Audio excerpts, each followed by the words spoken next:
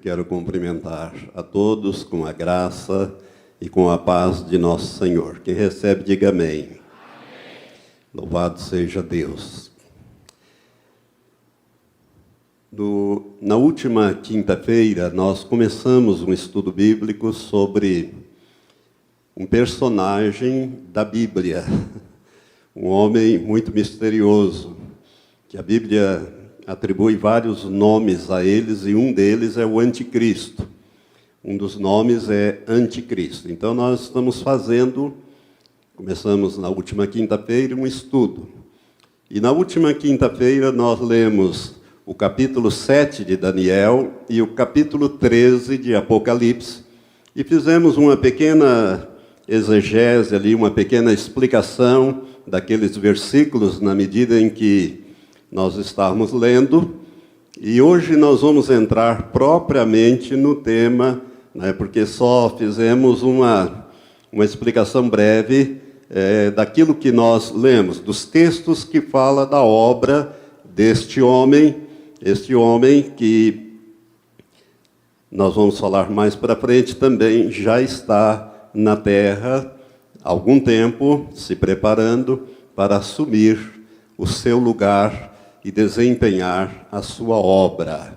Por isso, quando nós trazemos esses estudos escatológicos, é na finalidade, irmãos, de você conhecer a palavra profética, as profecias da Bíblia, e principalmente você se preparar para esses acontecimentos. O meu entendimento, apesar que muitos que ensinam as profecias assim não entendem, o meu entendimento, lastreado na Bíblia, e mais para frente vou mostrando isto, é de que a igreja estará na terra quando este homem se manifestar. Naturalmente, ele não vai aparecer na televisão e dizer: eu sou o anticristo, eu vim aqui para bagunçar a vida de vocês. Naturalmente, ele não vai fazer isto, e nem este é o propósito dele. Mas ele vai estar... A igreja, melhor dizendo, vai estar na terra quando este homem se manifestar. E depois, mais para frente, vamos ver isso. Eu gostaria que você abrisse agora a sua Bíblia na segunda epístola do apóstolo Paulo aos Tessalonicenses. Segunda epístola aos Tessalonicenses, no capítulo 2. O apóstolo Paulo ele escreveu 2 epístolas a esta igreja, a igreja de Tessalônica, ou em Tessalônica. E o apóstolo Paulo, ele gostava e amava muito esta igreja, e ele, na primeira epístola, o Senhor leva Paulo, por inspiração divina do Espírito Santo, a falar sobre o arrebatamento da igreja no capítulo 4, a partir do verso 13. Mas os irmãos não entenderam bem aquela epístola, alguns ficaram preocupados, achando que o arrebatamento já tinha acontecido, e o apóstolo Paulo, então, sabendo dessas coisas, ele vai escrever a segunda epístola, onde ele vai aclarar e dizer: não, o arrebatamento ainda não aconteceu, mas... E aí, nesta revelação da segunda epístola, no capítulo 2, ele, ao ampliar pelo Espírito Santo a revelação, ele fala também do anticristo. E por isso nós vamos ler esse texto, alguns versículos do capítulo 2 da segunda epístola do apóstolo Paulo à igreja de Tessalônica. Diz assim: ora, quanto à vinda de nosso Senhor Jesus Cristo, e a nossa reunião com ele, porque na primeira epístola, no capítulo 4, verso 13 em diante, ele fala da vinda de nosso Senhor Jesus Cristo e a nossa reunião com ele, a nossa ida até os ares, encontrar o Senhor nos ares. Agora ele vai esclarecer melhor: quanto à vinda de nosso Senhor Jesus Cristo e a nossa reunião com ele, ou seja, o arrebatamento, rogamo-vos, irmãos, que não vos movais facilmente do vosso modo de pensar, nem vos perturbeis, quer por espírito, quer por palavra, quer por epístola, como enviada de nós, como se o dia do Senhor estivesse já perto. ninguém de modo algum vos engane, porque isto, ou seja, o arrebatamento, não sucederá sem que venha primeiro a apostasia e seja revelado o homem do pecado, o filho da perdição, aquele que se opõe e se levanta contra tudo que se chama Deus ou é objeto de adoração, de sorte que se assenta no santuário de Deus, apresentando-se como Deus. Não vos lembrais de que eu vos dizia estas coisas quando ainda estava convosco? E agora vós sabeis o que o detém, para que a seu próprio tempo seja revelado. Pois o mistério da iniquidade já opera. Somente há um que agora o detém, até que seja posto fora. Ou, numa tradução mais literal do grego aqui, até que seja colocado de lado. E então será revelado esse iníquo, a quem o Senhor Jesus matará com o sopro da sua boca e destruirá com a manifestação da sua vinda. A esse iníquo, cuja vinda é segundo a eficácia de Satanás, com todo o poder e sinais e prodígios de mentira, e com todo o engano da injustiça para os que perecem, porque não receberam o amor da verdade para serem salvos. Que Deus abençoe esse texto no seu coração, na sua mente, no seu espírito, para que você compreenda bem o que nós vamos falar de agora em diante. Quando nós lemos e encerramos aquela leitura na última quinta-feira, o último versículo do capítulo 13 de Apocalipse, o versículo 18, ele diz que o anticristo, ou a besta, é um homem, e ele dá o número. E ele diz, é o número de um homem, e o seu número é 666. Ou seja, o anticristo é um homem. Por isso nós precisamos, a primeira coisa que temos que aprender sobre o anticristo, dada a confusão que existe nesse mundo, principalmente nessa internet. Você vai achar coisas mais escabrosas e difíceis aí, se você for navegar atrás desse tema, é que o anticristo a Bíblia diz literalmente que ele é um homem. Portanto, o anticristo não é uma instituição religiosa, não é uma igreja, uma denominação. O anticristo também não é um sistema, nem um sistema político, nem um sistema religioso. Também não é uma ideia, não é também uma mulher, ele é um homem. A Bíblia diz, esse é o número de um homem determinado. Então, o anticristo é um homem. Quando nós procuramos na Bíblia essa palavra anticristo, ela só aparece em dois lugares, na primeira e na segunda epístola do apóstolo João. Você só vai achar essa palavra anticristo na primeira e na segunda epístola de João. Lá você vai ver que ela, ora é manifestada, ela é escrita no singular e ora ela é no plural. Por quê? Porque são dois. Na verdade, eles são dois. É a primeira besta e a segunda besta. A primeira besta, de Apocalipse 13, é o anticristo propriamente dito. E a segunda besta, de Apocalipse 13, é o falso profeta.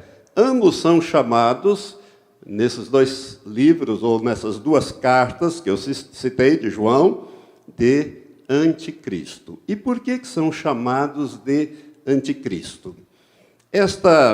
Esse prefixo anti, no grego, na língua grega, língua que foi escrita a Bíblia, e essas cartas todas, ele tem dois significados no grego. O primeiro significado desse prefixo anti, no grego é aquele que se opõe a. O anticristo é aquele que se opõe a Cristo, ao verdadeiro Cristo, a Jesus de Nazaré. Então, o anticristo ele vai se opor a Cristo. Ele vai tentar denegrir a pessoa de Cristo. Ele vai tentar mostrar que ele não é o Messias da Bíblia. Ele não é o Cristo de Deus, que a palavra Cristo no grego é Cristo e em hebraico é Messias. É a mesma palavra, o mesmo significado. Então, não é Jesus. Ele vai tentar fazer isso. Por isso ele vai se opor ao Cristo verdadeiro que nós conhecemos na revelação da palavra de Deus. Mas o segundo sentido desse prefixo, dessa partícula ante no grego, significa aquele que toma o lugar de. Então ele tem dois sentidos, aquele que se opõe a e aquele que toma o lugar de. Por quê? Porque o anticristo ele vai realmente tentar tomar o lugar do verdadeiro Cristo, de Jesus de Nazaré. E ele vai fazer isso, né?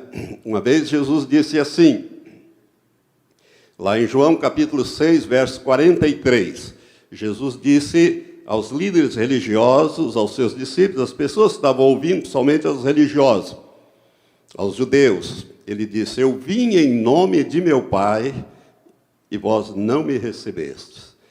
Se outro vier em seu próprio nome, a esse recebereis. Jesus estava se referindo, todos os estudiosos da Bíblia sabem, que nesse versículo ele estava se referindo ao anticristo, que os judeus vão receber como sendo o Cristo, como sendo o verdadeiro Messias. Por isso é que Jesus disse, eu vim em nome de meu Pai, vocês não me receberam, me rejeitaram. Mas o outro que vier em seu próprio nome, o anticristo não vem em nome de Deus, ele vem em seu próprio nome. A esse vocês vão receber como sendo o Cristo. É isso que Jesus estava dizendo. Por isso, a palavra anticristo, então, tem esses dois significados na Bíblia, aquele que se opõe a e aquele que toma o lugar de. Ambos aplicando-se a esses dois personagens. Mas a Bíblia também tem outros nomes para o anticristo. E um outro nome que nós lemos lá em Daniel capítulo 7, verso 8, e até explicamos, é pequeno chifre. Pequeno chifre é um dos nomes dado ao anticristo. Lembra-se quando nós falamos desse pequeno chifre, que tem bocas, tem olhos, é diferente, ele parece mais robusto do que os demais, e ele fala coisas arrogantes, ele fala blasfêmias contra Deus. Ele blasfema de Deus e daqueles que habitam nos céus. Então é o pequeno chifre, é um outro nome que ele tem. Nesse texto que nós acabamos de ler, aparece outro nome que é dado a ele, homem do pecado. É outro nome dado ao anticristo, homem do pecado. Ou seja, ele vai estimular a prática do pecado, ele vai levar o pecado a um nível de colheita. O mau cheiro do pecado vai subir tanto, como já está acontecendo, que Deus vai intervir. Então ele é o homem do pecado. Mas nesse mesmo texto também tem um outro nome dado a ele, que é o filho da perdição. Ele vai levar milhões de pessoas, quiçá bilhões, não sei, à perdição. Ele é o filho da perdição. Então ele é o homem do pecado e ele é o filho da perdição. Mas ainda nesse texto de 2 Tessalonicenses 2, nós vamos encontrar um outro nome para ele, um outro epiteto para ele, né, que é iníquo. Ele é chamado de iníquo. Diz o verso 8, então será revelado esse iníquo, a quem o Senhor Jesus matará com a boca, com o sopro da sua boca e destruirá com a manifestação da sua vinda. A esse iníquo, cuja vinda é segundo a eficácia de Satanás, com todo o poder e sinais e prodígios da mentira. Então aqui ele é chamado de iníquo. Essa palavra é muito significativa. Daí vem a palavra iniquidade. A palavra iniquidade ela tem vários sentidos bíblicos, e um deles é aquele que vive sem lei. O iníquo é aquele que não tem lei, o rebelde. aquele que não respeita a lei de Deus, aquele que confronta a lei de Deus, aquele que é rebelde. Sabe, irmãos, isso aí é muito sério. Cuidado com o teu coração. Cuidado com o teu coração. Você é rebelde, você é uma pessoa contrária às leis. Eu vejo nessas manifestações, nessas coisas, tem rebeldia. A rebeldia ela é exteriorizada na maneira de vestir, na maneira de falar, né? Tudo que Deus proíbe, o diabo estimula. Porque ele é o rebelde por excelência. Ele se rebelou contra Deus. É a rebelião, a entrada do pecado no universo foi por causa da rebeldia de Satanás. Então, ele é chamado de iníquo, aquele que é sem lei, aquele que não aceita nada das coisas de Deus. É muito importante isso, porque Deus não vai colocar pessoas no céu dele com o coração rebelde. Olha bem para o teu coração. Não haverá um segundo Lúcifer lá no céu, não. Depois que passar tudo isso, não vai haver, não. Não vai ter mais rebelião lá. E Deus vai tomar providência para isso. Existem algumas coisas que Deus vai fazer. Então, esses são os nomes que a Bíblia atribui. Mas não é só esse. Nós lemos em Apocalipse 13 que a Bíblia chama ele também de besta. Besta, primeira besta e segunda besta. O anticristo e o falso profeta.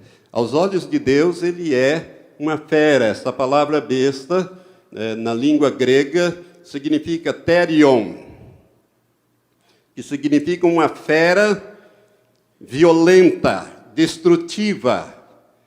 Uma fera, alguém que é uma verdadeira fera, que destrói, que mata, arrebata, acaba com tudo. Aos olhos de Deus, ele é uma besta, um therion, ou seja, uma fera. Esses são os nomes que a Bíblia fala sobre o anticristo. E essa fera, que a Bíblia fala em Apocalipse 13, o primeiro deles sobe do mar, e mar, capítulo 17, de Apocalipse mesmo, esclarece que mar são nações, povos e línguas agitados socialmente, politicamente, economicamente. Você está vendo como o mundo vai piorando, piorando, piorando, piorando, e as pessoas não estão felizes em lugar nenhum. Né? É problema para todo lado, rebelião para todo lado, estoura, guerra, revolução. Isso tudo está levando as nações, os povos, a se agitarem no mundo. E ele sobe dessa situação caótica, por isso que o mundo está piorando cada vez mais, porque está chegando a hora do anticristo se manifestar e aparecer. Né? Então, esses são os nomes que esse personagem tem na Bíblia. Agora vamos falar um pouco da sua origem. Da sua origem. No meu entendimento, não só meu, mas de muitos que estudam profecias, o anticristo ele terá que ser necessariamente judeu de raça. Ele terá que ser judeu de raça, ele terá dupla nacionalidade. Ele será da raça dos judeus e terá nacionalidade porque nasceu num pequeno país da Europa. No meu modo de ver, é da Europa e eu vou mostrar isso. Né? Então, ele terá dupla nacionalidade. Por que ele terá que ser judeu? Ele não pode ser, por exemplo, um árabe.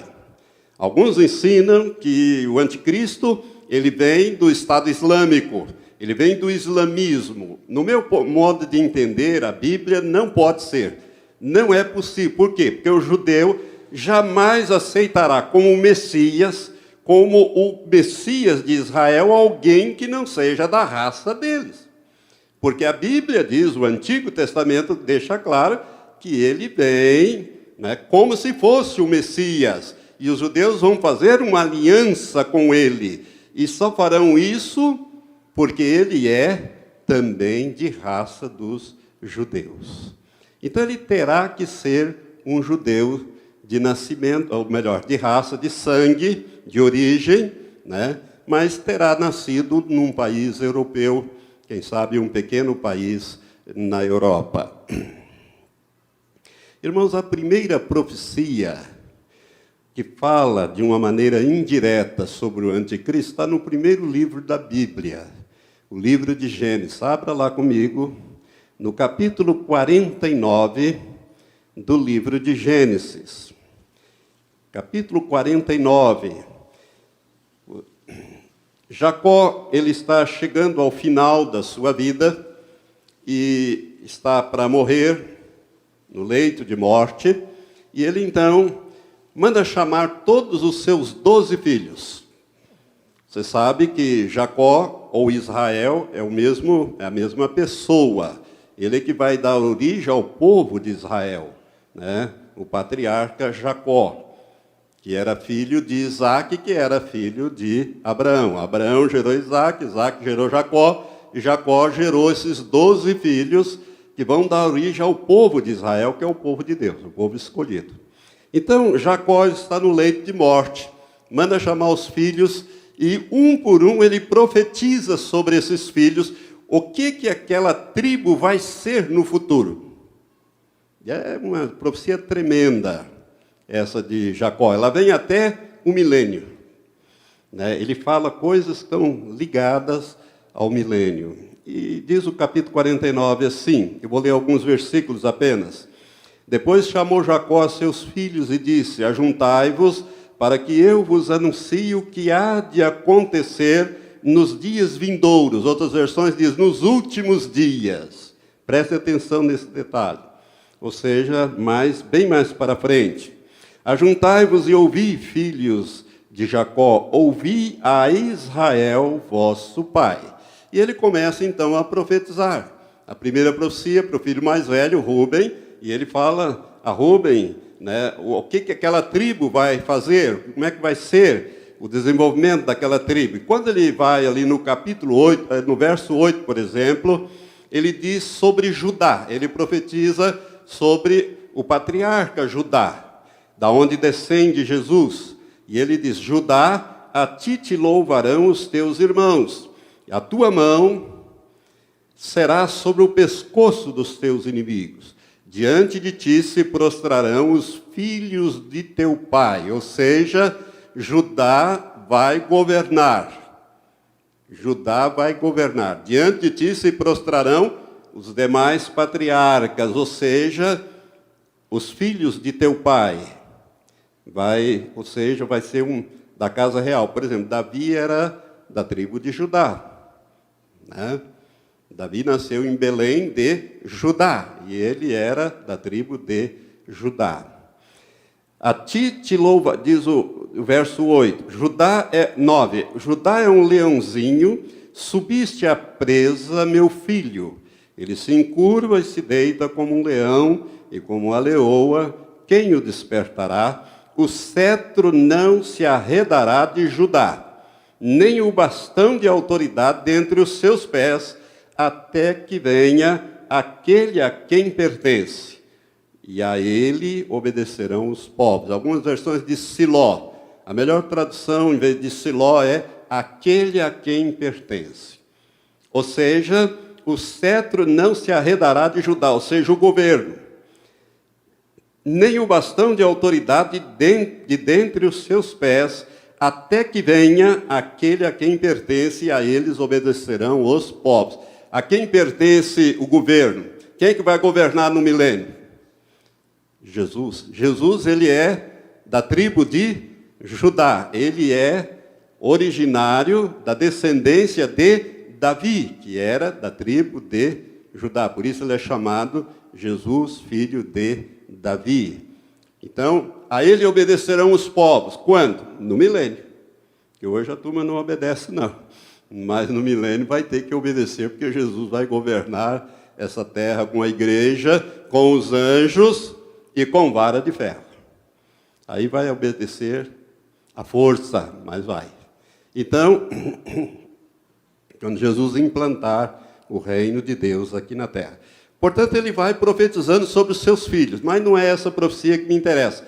A que me interessa é a que está no verso 16 e 17 e que vai até o 18. Diz assim: Dan julgará o seu povo. Ele vai agora falar sobre a tribo de Dan, do patriarca Dan, que era um dos seus filhos. Dan julgará o seu povo como uma das tribos de Israel. Dan será serpente junto ao caminho, uma víbora junto à vereda, que morde os calcanhares do cavalo, de modo que caia o seu cavaleiro para trás. A tua salvação tem esperado, ó Senhor. Dan julgará o seu povo. Ou seja, da tribo de Dan virá aquele que vai exercer juízo sobre o povo de Israel. É muito interessante isso aqui. Então, irmãos, através dessa profecia, muitos rabinos ensinam que o anticristo virá da tribo de Dan. Então, o anticristo ele vem da tribo de Dan. Por quê? Porque Dan será instrumento de justiça para castigar os filhos de Israel. Dan julgará o seu povo. E olha bem como é que Jacó profetiza que Dan é. Dan é serpente. Nós sabemos que a serpente é um símbolo de Satanás. Ele é a antiga serpente, aquele que engana todo mundo. A antiga serpente, que é Satanás. Apocalipse 12 diz isso. Ele é víbora, ele é cobra, morde o calcanhar do cavalo, faz cair por detrás, ou seja, é traiçoeiro. Então, Dan, ele vai executar juízo contra o povo de Israel. Ele vai ser instrumento de justiça. Por isso, muitos estudiosos de escatologia entendem que o anticristo virá da tribo de Dan, porque ele tem que ser aceito primeiro como Messias, mas depois ele vai executar o juízo. Você nunca perca de vista esse texto que nós lemos agora há pouco, que diz que ele vai vir, mas ele vai se manifestar. Quando é que ele se manifestará? Como adversário do povo de Israel e adversário da igreja. Quando ele se assentar no templo, exigindo adoração. É aí que começa a grande tribulação. A grande tribulação vai começar justamente nesse momento, quando acontecer isso. Ou seja, o anticristo vai liderar a grande tribulação. E aonde que ela vai começar? Em Jerusalém. Com quem? Com os judeus. Mas vai atingir toda a terra. Então, Dan é serpente e Dan exercerá juízo contra o seu povo. Agora que nós estamos no primeiro, vamos lá no último livro da Bíblia. Apocalipse, capítulo 7. Hoje vamos ler muitos textos. No capítulo 7 de Apocalipse, o anjo está trazendo a João a revelação do Apocalipse. E o anjo, ele fala da marcação de 144 mil judeus, 12 mil de cada tribo. 12 mil de cada tribo. Vamos ler aqui para você observar. Depois disso, vi 4 anjos em pé, nos 4 cantos da terra, retendo os 4 ventos da terra, para que nenhum vento soprasse sobre a terra, nem sobre o mar, nem contra árvore alguma. E vi outro anjo subir do lado do sol nascente, tendo o selo de Deus, tendo o selo do Deus vivo. E clamou com grande voz aos 4 anjos, a quem fora dado que danificassem a terra e o mar, dizendo: não danifiqueis a terra, nem o mar, nem as árvores, até que selemos na sua fronte os servos do nosso Deus. E eu vi o número dos que foram assinalados com o selo, 144 mil de todas as tribos de Israel. Os testemunhos de Jeová, muitos anos atrás, eles diziam que 144 mil eram todos os testemunhos de Jeová, eram eles. Mas eles foram crescendo, passaram desse número, e aí complicou um pouco, né? E então eles disseram que os 144 assinalados vão sair do meio deles. Né? Agora tem uns escolhidos lá no meio deles, já não é todo mundo que vai, são só 144. Mas a Bíblia está dizendo que são judeus, 144 mil de todas as tribos de Israel, diz aqui. E eu vi o número, verso 4, dos que foram assinalados com o selo, 144 mil de todas as tribos dos filhos de Israel. Agora observe, da tribo de Judá havia 12 mil assinalados, da tribo de Rubens, 12 mil, da tribo de Gade, 12 mil, da tribo de Azer, 12 mil, da tribo de Naftali, 12 mil, da tribo de Manassés, 12 mil. Manassés não era filho de Jacó. Manassés é filho de José. Dan é substituído por Manassés. A tribo de Dan é substituída aqui. Aqui deveria entrar o patriarca Dan, ou a tribo de Dan. Mas entra a tribo de Manassés. Por quê? Porque Dan julgará o seu povo. Será instrumento de julgamento, de violência contra o seu povo. Ele não é assinalado entre esses 144. É substituído por Manassés. José era o 11º filho dos 12 de Jacó, e José vai para o Egito, lá ele é preso, é vendido como escravo, uma série de coisas, até que Deus vai usando José e coloca ele no trono do Egito. José se casou com uma mulher egípcia e teve 2 filhos. Manassés, que é o primogênito, e Efraim, que também vai dar esses dois patriarcas, também vão dar judeus, 2 tribos que vai integrar o povo de Israel. Mas aqui deveria entrar a tribo de Dan. Por quê? Porque o José, mais para frente, ele é assinalado. Quer ver? Verso 7, de Simeão, da tribo de Simeão, 12 mil, da tribo de Levi, 12 mil, da tribo de Sagar, 12 mil, da tribo de Zebulon, 12 mil, e da tribo de José, 12 mil, da tribo de Benjamim, 12 mil. José é assinalado aqui, porque ele era filho de Jacó, mas Manassés era filho dele, de José, não, era neto de Jacó. Então, Dan é substituído aqui, nessa eleição de Deus. Aqui nós já estamos no Apocalipse, no último livro da Bíblia. No primeiro, vem a profecia, que ele vai ser instrumento de castigo do povo de Israel. E agora ele é excluído. Ele é excluído. Então, por essas profecias, irmãos, muitos estudiosos dizem que deverá vir o anticristo da tribo de Dan. Até mesmo os rabinos entendem, muitos deles ensinam desta maneira. Agora, para onde foi essa tribo de Dan? O que aconteceu com essa tribo? Aonde nós vamos achar esse povo hoje? Irmãos, a Bíblia diz que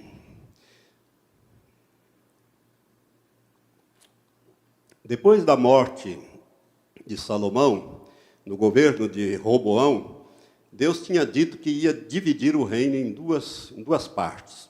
O reino do norte, com 10 tribos. A tribo de Dan estava lá no meio dessas 10. Reino do sul, 2 tribos. A tribo de Judá e a tribo de Benjamim. Reino do norte, reino do sul. Reino do norte, pecaram tanto, que Deus não houve outro jeito senão destruir. Então, através de Sargão II, no ano 722 para 721 a.C., Sargão II conquistou o reino do norte e pegou essas 10 tribos e semeou por todo o mundo. São as 10 tribos perdidas do povo de Israel. É por isso que você vê judeu de todo jeito. Você vê judeu japonês, você vê judeu amarelo, chinês, japonês, você vê judeu de cor negra, etíope, você vê judeu de olhinho clarinho, europeu, você vê judeu de todo, é uma miscigenação, uma coisa espantosa. Por quê? Porque aquelas 10 tribos se perderam no mundo conhecido de então. Mais tarde houve uma outra diáspora, né? Que foi depois do ano 70, no ano 132, os romanos também pegaram aqueles que restaram e espalharam pela terra. Então, os judeus eles viveram sem pátria, né? Não somente do ano 70 da nossa era para cá, mas de 722 antes de Cristo, 10 tribos foram espalhadas pela terra. São as tribos perdidas do povo de Israel. Bom, Gesenius, ele foi um estudioso das genealogias e também das dispersões do povo. Ele fez um estudo, ele tem um tratado, uma obra clássica. Gesenius era descendente de alemão, judeu descendente de alemão. E ele escreveu uma obra chamada o Léxico Judaico, ou Léxico Judaico e Babilônico. Ele entra também nesta área. Então, ele vai traçar a origem desses povos atuais. Isso foi em 1800 e alguma coisa que ele escreveu essa obra, essa pesquisa, é uma obra clássica. E ele vai fazendo pesquisas desde o início até a atualidade. E Gesenius ele diz que a tribo de Dan migrou para o norte da Europa, aonde tem os países nórdicos. Era aquele povo nórdico, vai dar origem àquele povo alto, claros, de olhos claros, olhos verdes, olhos azuis.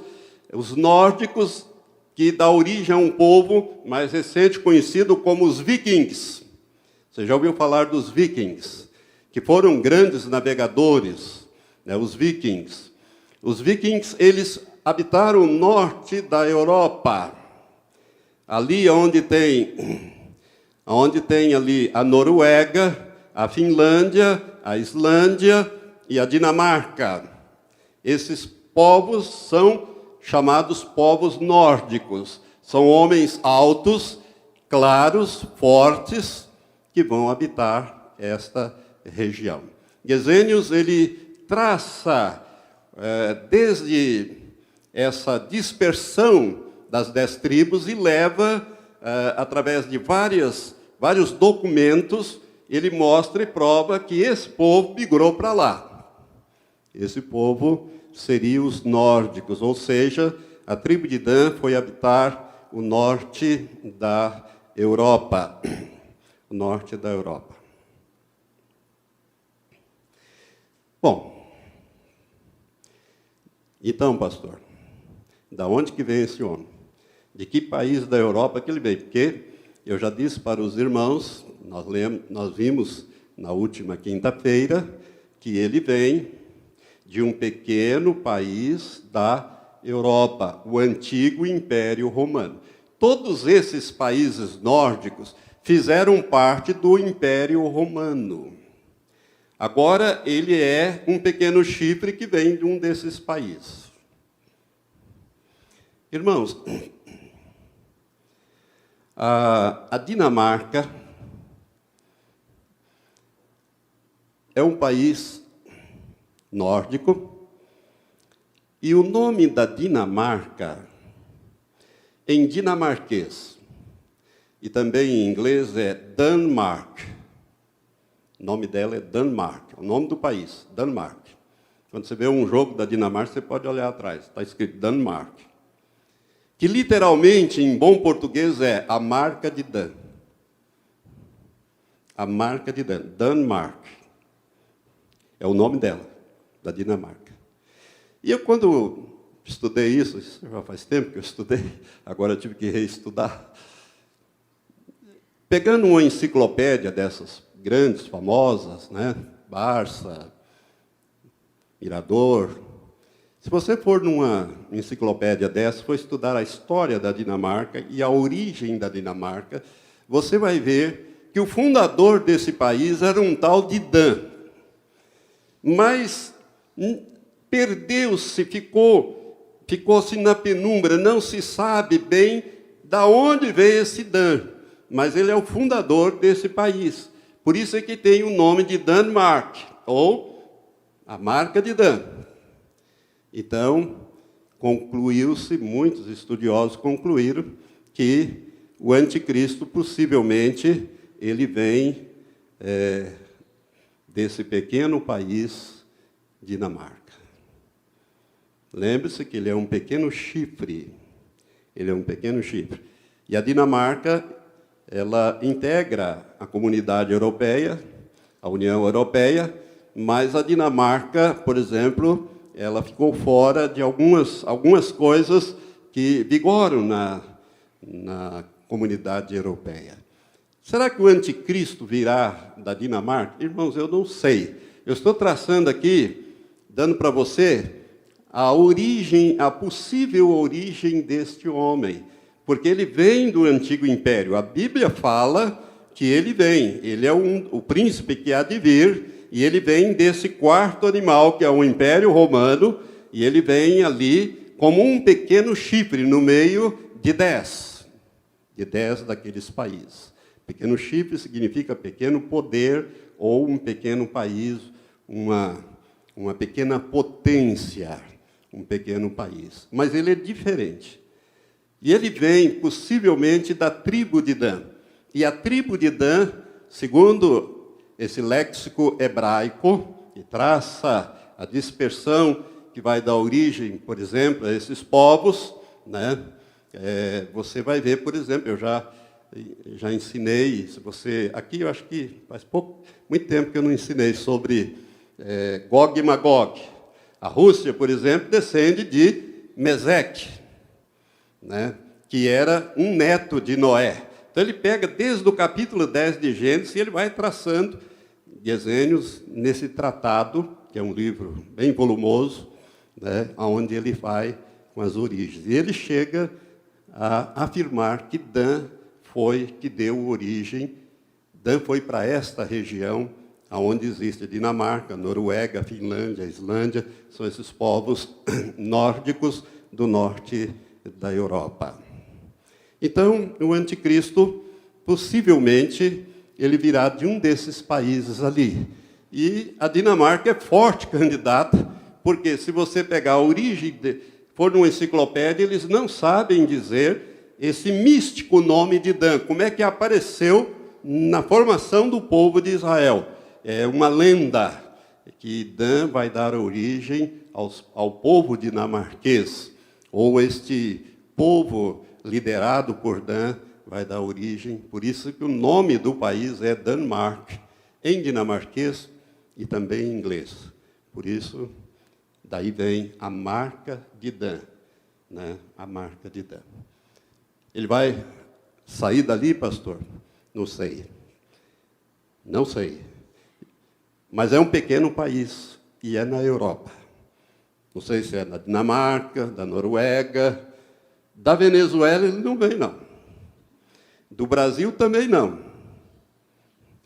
Por quê? Porque a Bíblia diz que é do quarto animal. E nós vimos, quinta-feira última, que o quarto animal é o Império Romano. Então ele vem do antigo Império Romano que está sendo restaurado, né, daqueles 10. Então você notou que quando a gente começa a estudar as profecias, como a gente chega nos dias atuais, né? Irmãos, eu queria...